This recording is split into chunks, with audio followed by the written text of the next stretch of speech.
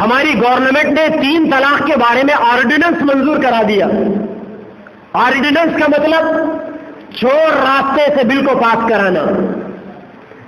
Parliament کے اندر چونکہ majority ہے، حکمران جماعت کی بل پاس ہو گیا تھا. راجیہ سبھا کے اندر بالائی ہاؤس کے اندر جا کر وہ بل کنڈم ہو گیا، کیونکہ حکمران جماعت کی وہاں میجورٹی نہیں تھی. تو اب ایک ہی راستہ حکومت کے سامنے باقی تھا کہ سیدھا سیدھا صدر جمہوریہ جو ان کی مرضی کے مطابق چلتے ہیں ان سے دستخط کرا لو اور بل کو پاس کرا دو. بل پاس ہو گیا 4 دن پہلے. 3 طلاق کے سلسلے میں بل کو پاس کر دیا گیا. اور ایسا احمقانہ بل ہے وہ کہ اگر اس بل کے اوپر ماتم منایا جائے، محرم ہے آج 10 محرم، 10 محرم کو شہادت حسین پر ماتم منانے کی ضرورت نہیں ہے، کیونکہ دین اسلام کے اندر شہید ہونے والے حضرت حسین رضی اللہ عنہ اکیلے نہیں تھے، ان سے پہلے 27,000 صحابہ کرام بھی شہید ہوئے تھے. لہذا ہم شہداء کا ماتم تو نہیں مناتے، لیکن اب ہمیں ہماری حکومت کے اس حماقت پر ماتم منانے کا دل کرتا ہے. بل پاس ہوا 3 طلاق کا. بھوڑا مذاق. بل کیا ہے؟ بل کا پہلا جملہ کہ اگر کوئی مرد اپنی بیوی کو 3 طلاق دیتا ہے تو 3 طلاق نہیں پڑتی، ایک بھی نہیں پڑتی. ہم مسلمانوں میں ایک جماعت ہے اہل حدیث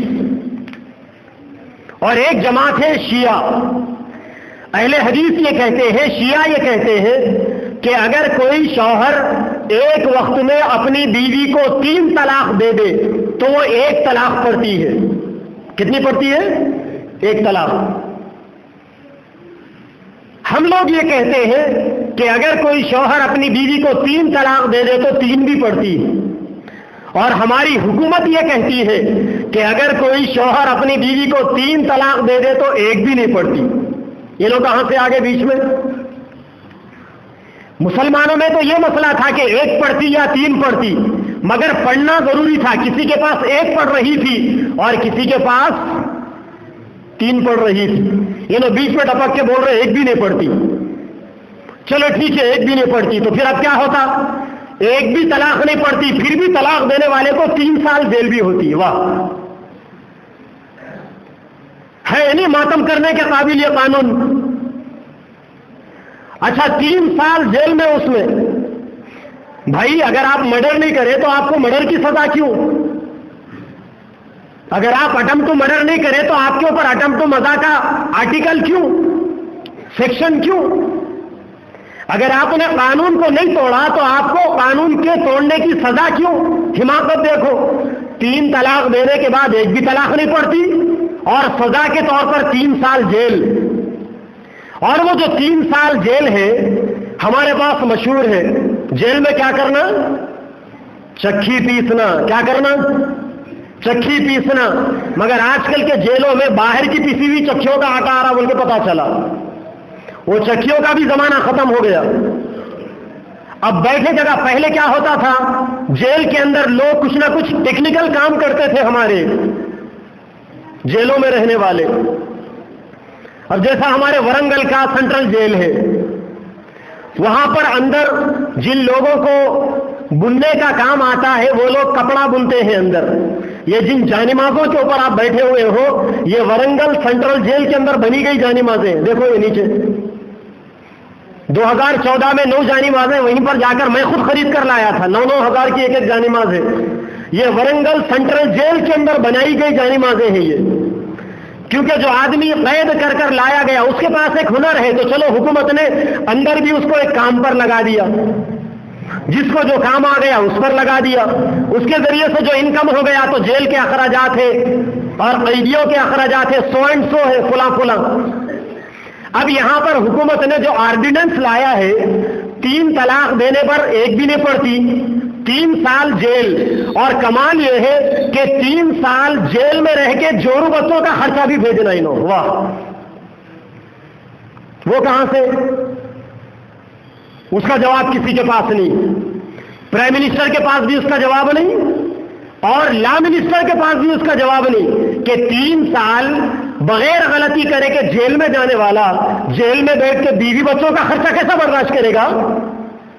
نہیں، ہم قانون بنا دیے، تم کو عمل کرنا ہے، رکھیے اپنا قانون اپنے جیبوں کے اندر۔ ہم مسلمان ہیں، ہم اپنے قوانین کو قرآن اور حدیث سے حل کروائیں گے۔ ہم قرآن اور حدیث کے مقابلے میں کسی قانون کو تسلیم نہیں کرتے۔ اور ویسے بھی ہمارا ملک جمہوری ملک ہے، India is secular country, secular ملک ہے، یہاں ڈیموکریسی چلے گی، کسی کی منمانی نہیں چلے گی۔ اور اس قانون کے دستور کے اندر لکھا ہوا ہے کہ اس ملک کے اندر رہنے والے ہر مذہب کے لوگوں کو اپنے اپنے مذہب پر آزادی سے عمل کرنے کی اجازت ہے۔ حکومتوں کو اختیار نہیں ہے کہ کسی کے مذہب کے اندر انگلی ڈالے۔ اور ساتھ ہی ساتھ حماقت کا ایک بول یہ بھی بولا گیا کہ ہم اس کے ذریعے سے مسلمان بہروں پر ہونے والے اتیاچار کی حفاظت کرنا چاہتے ہیں۔ یہ قانون مسلمان بہنوں کو انصاف دلائے گا۔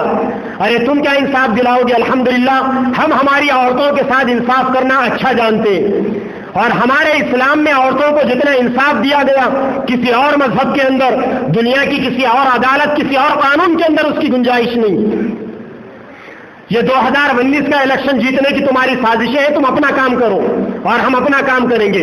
اسی لیے ہم مسلمانوں سے کہتے ہیں کہ اپنے اپنے مسائل کو قرآن کی روشنی میں حل کراؤ، احادیث کی روشنی میں حل کراؤ۔ اسی لیے آپ کے علاقے میں گزشتہ جمعہ شرعی عدالت کا اعلان کیا گیا تاکہ مسلمان اپنے مسائل کو علماء کے پاس لا کر، شرعی عدالتوں میں لا کر وہاں پر مسائل کو حل کرائے۔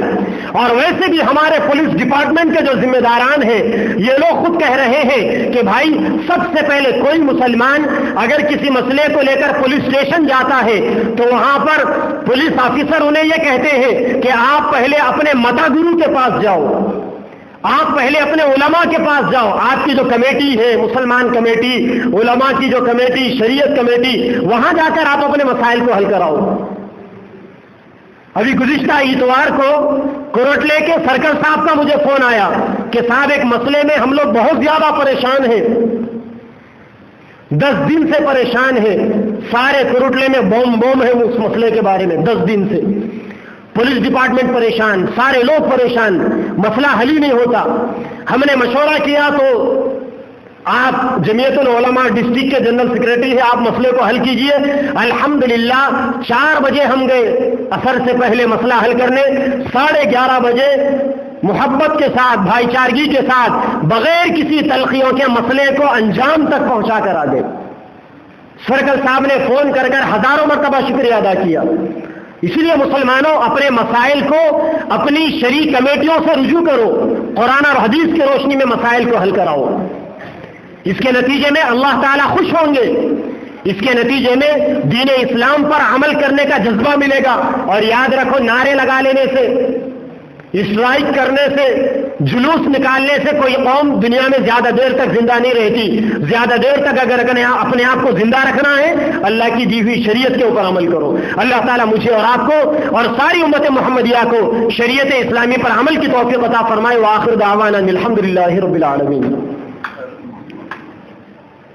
اتنا لمبا بیان اس وجہ سے کرنا پڑا کہ پیچھے پلٹ